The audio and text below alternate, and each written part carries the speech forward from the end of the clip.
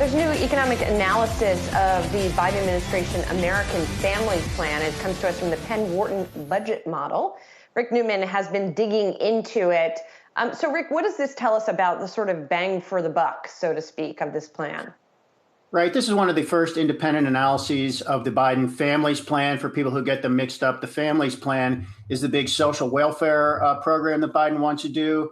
Universal preschool, a lot of help for parents with childcare and other things like that. So Penn Wharton finds this would cost more than the Biden administration says it will cost. Costs would be higher, and it would actually add to the deficit. So Biden says he has tax hikes that would cover the cost of this. Penn Wharton says, we don't think so. And because it would add about $700 billion to the deficit over about 10 years, they think it would actually modestly lead to a modest decline in GDP compared with what we'd have otherwise. Very small, but it's not a big growth driver, I think, is one of the takeaways. Another part of this analysis that caught my attention was they're looking at the revenue raisers, the tax hikes that they think would raise the most revenue.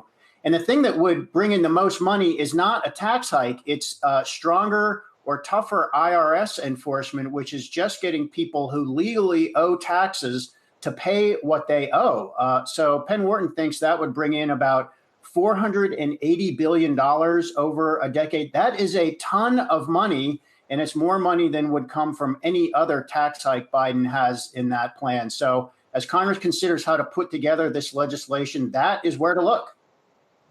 And just quickly, of the various direct family and child initiatives, which of these do they think is going to be the most effective?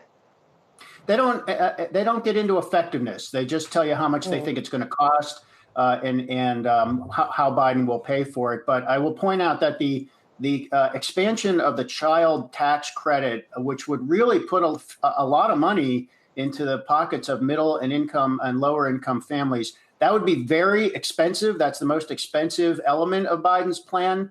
But there's a lot of research that says that also would be very effective. So research shows that would do a lot to cut child poverty. So just because it's expensive doesn't mean Congress shouldn't do it.